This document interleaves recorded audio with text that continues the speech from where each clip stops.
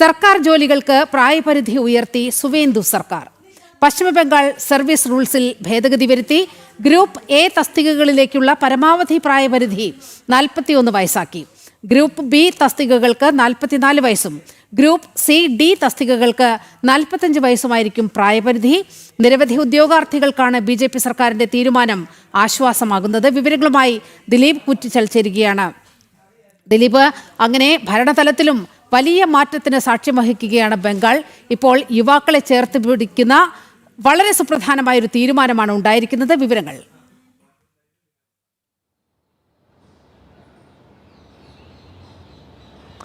നീലിമ സൂചിപ്പിച്ച തന്നെയാണ് ഏറ്റവും പ്രധാനപ്പെട്ട കാര്യമെന്ന് പറയുന്നത്. പ്രത്യേകിച്ച് ചരിത്രത്തിൽ ആദ്യമായിട്ടാണ് BJP അധികാരത്തിലേറിയത്. അതിനുശേഷം BJP ഒട്ടനവധി ജനകീയ പദ്ധതികൾക്കാണ് സുവേന്ദു മുഖ്യമന്ത്രിയായതിനു ശേഷം നേതൃത്വം നൽകുന്നത്. അത്തരത്തിലൊരു ജനകീയ പദ്ധതിയാണ്, അല്ലെങ്കിൽ ഒരു ജനകീയ പ്രഖ്യാപനമാണ് ഇന്ന് 2 ദിവസം മുമ്പ് മുഖ്യമന്ത്രി നടത്തിയത്.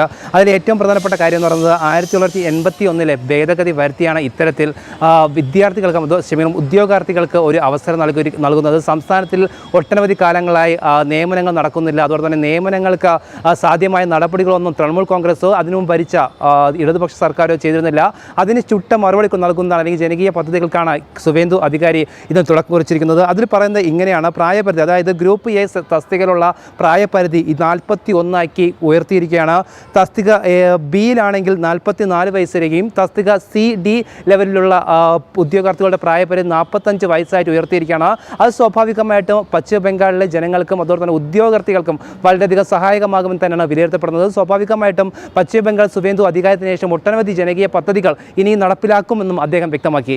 നീലിമ, ബംഗാൾ മാറുകയാണ്. യുവാക്കളെ ചേർത്ത് പിടിച്ചുകൊണ്ടുള്ള വളരെ പ്രധാനപ്പെട്ട ഒരു തീരുമാനമാണ് സുവേന്ദു അധികാരി സർക്കാർ വരുത്തിയിരിക്കുന്നത്. ഇതേതായാലും മെയ് 11 മുതൽ ഈ ഉത്തരവിന് പ്രാബല്യമുണ്ട് എന്നാണ് വളരെ ശ്രദ്ധേയമായ കാര്യം.